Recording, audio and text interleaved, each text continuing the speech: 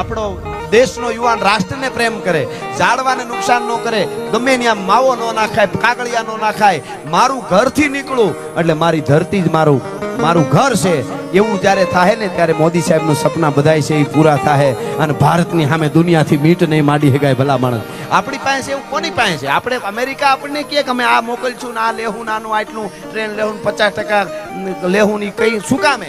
આપણી પાસે બધું છે, પણ આપણે જ્ઞાતિવાદ જાતિવાદ ભૂલીને એક થઈ જાય એટલું હજી ઘટે છે. હા, ઈ એક થઈ જાય તો બીજું તો આપણી પાસે. તમે વિચાર કરો, અમે વિદેશ જઈએ અમને ખબર છે, ત્યાં આપણા જે સનાતનીઓ હોય જેને પ્રેમ હોય ધર્મ પ્રત્યે, ઈ તુલસી પીપળા વાવે કરે તો શું કરવું પડે ખબર? ઘરમાં વાવવા પડે અને હીટ આપવું પડે. જો બહાર વાવે ને તો હુકાઈ જાય, એનું હવામાન અમુક એવું વાય તો એ બધું હુકાઈ જાય, બળી જાય. હવે અહીંયા તો મંદિરમાંથી લીમડો થાય, પીપળો થાય, ક્યાંક વંડી હોય વંડીમાંથી વડલો થાય. હવે આવી ધરતી ક્યાં મળે ભલા માણસ? તમે જુઓ તો ખરા, આવી ઋતુઓ આપણા જેવી ક્યાંય નથી, આપણા જેવી માં ક્યાંય ન હોય સાહેબ, આપણા જેવી જનેતા ક્યાંય ન હોય. આ હકીકત આપણું છે ને આપણે વખાણ કરવા નહીં, પણ આપણે આપણું બગડે વાતું કરી નાખવી બહુ હેલી છે. મેરા દેશ મહાન, મેરા ભારત આધી રોટી ખાएंगे દેશ કો બચાएंगे, માવો સૂકીને હાલ્યા જાય. એમ ન થાય, કરી બતાવવું પડે તો આપણા દેશ જેવો કોઈ દુનિયાનો દેશ નથી. એ રાષ્ટ્ર ભાવના જાગે. આપણા દેશના યુવાનોએ બલિદાનો દીધા છે સાહેબ. ભગતસિંહ જ્યારે ચંદ્રશેખર આઝાદ અને ભગતસિંહ સાન્ડર્સને જ્યારે મારે છે અને કહેવાય છે રાતના 10 વાગ્યાની આસપાસ એક સ્ત્રી, એક બાઈ માણા પોતાનો ધણી ઘેરે નહોતો, એને દ્વારે જઈને ટકોરા મારે છે. ભગતસિંહ એના સાથીદારો ભેળા થાય અને આમ બાઈએ દરવાજો ખોલ્યો. સાહેબ છોકરા ભણાવતી હતી, એનો પગાર લેતી હતી, બોમ્બ બનાવતી હતી ભેળા રાષ્ટ્ર માટે. એનું નામ દુર્ગાવતી, આમાં દુર્ગા ભાભી તરીકે ઓળખાય છે. હું તો વેદના સાથે એક વાત તમને અહીં કહું, વડીલો છે મને સાંભળે છે યુવાધન, કે ઘણા શબ્દોને બગાડી નાખ્યા છે. તમે કોઈ પણ જગ્યાએ નેટમાં સર્ચ મારો ભાભી એટલે ન જોવાનું આવે. ભાભી બહુ પવિત્ર શબ્દ છે આપણો સાહેબ. ભાભી એટલે માં. એના ઉપર કલાકો સુધી વાર્તાઓ છે મારી પાસે, મેં ઘણી વાર કીધી છે. પણ ખેર, આપણે જેટલો આખો ઓગો હળગો હોય તો એ ઠાયરો ન ઠરતો હોય ને, બચ્ચાઓ એટલા ફૂલા ખેંચી લેવાની વાત છે આમાં તો. બાકી તો ઓગા નો ઓગા હળગે છે, એમાં બધું એનો હાથમાં આવે.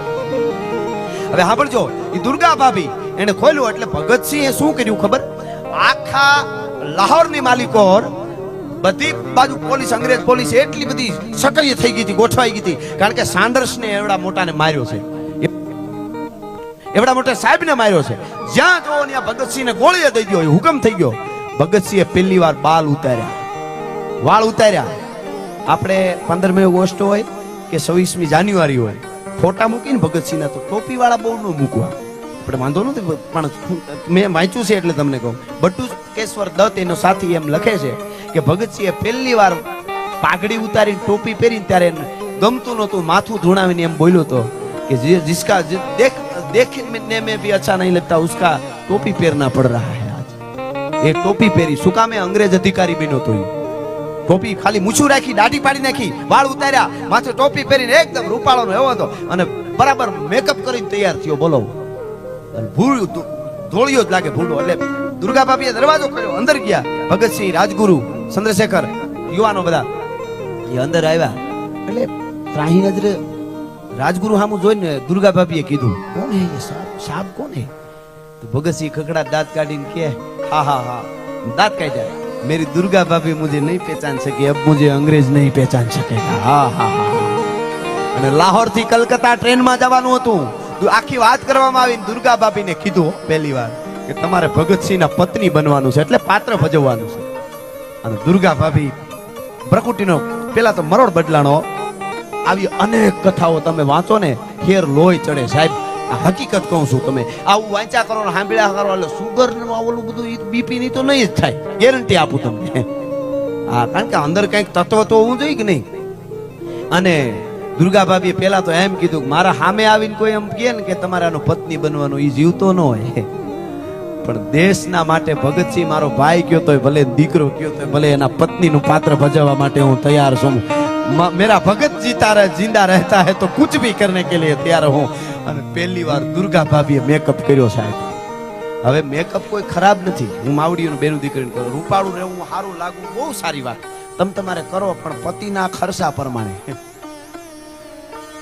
હા, ઈ થોડુંક જોઈ લો. બાકી એમાં કાંઈ રૂડું લાગવું સારું લાગવું એ સારું છે, પણ એક વાત હું કાંઈ મારા પ્રોગ્રામમાં કહું, મારા દેશની દીકરીનું ચારિત્ર ઉજળું હોય અને એનું રૂપ ખીલે, એની પાસે બ્યુટી પાર્લર ફીકા પડે દુનિયાના ગમે હોય તો ભલા માણસ. હા, ઈ વાત હકીકત છે.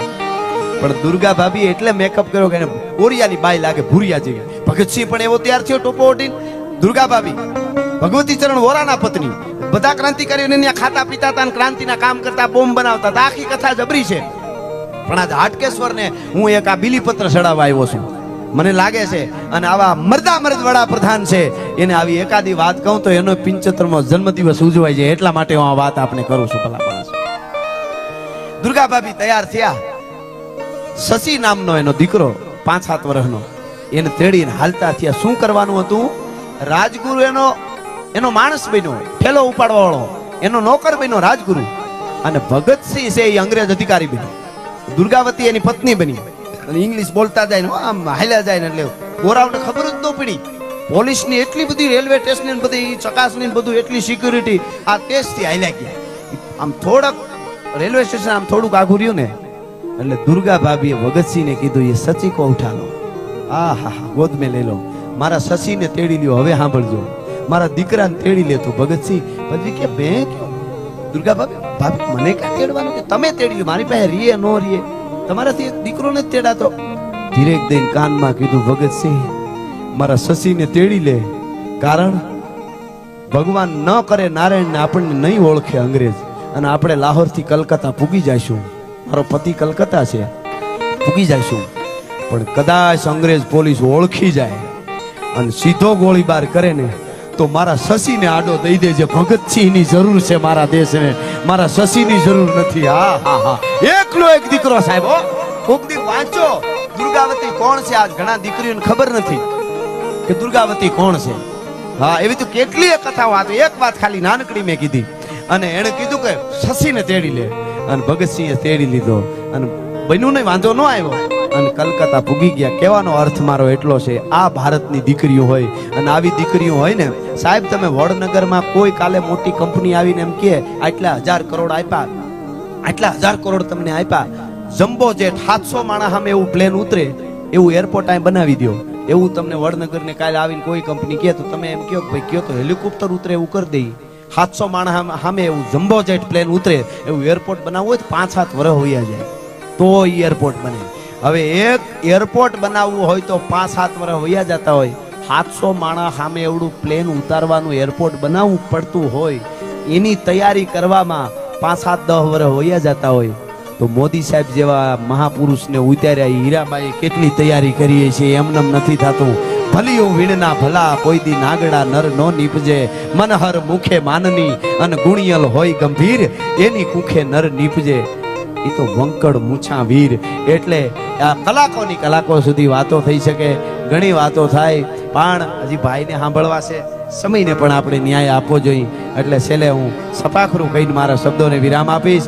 વાતો તો ઘણી બધી લોક સાહિત્યની, લોક જીવનની, નાની નાની વાતોમાં જીવતરની કેડિયું જડી જાય.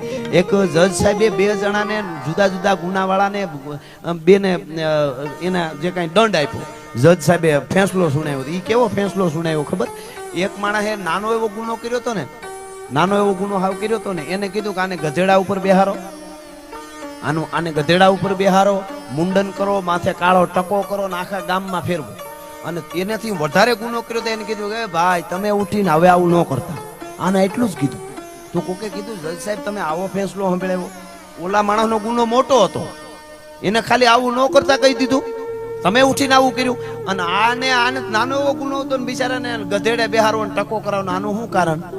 તો કે ઓલો જે મેં એમ કીધું ને કે તમે ઉઠીને આવું કર્યું ન કરતા, એ હવે જીવી નહીં શકે, તમે જાઓ. અને ઓલો તો કે તમે જઈને જોવો જ ખબર પડે. તો એ તો આખા ગામમાં ઘુમરા મારીને છે, એને ઘરવાળી હામી મળી. તો કે લે આ તમારી આવી હાલત કાંઈ, કે હવે 2 જ હેરી બાકી છે, ચા મૂકતા આવી જાઉં. એને મનમાંય નહોતું.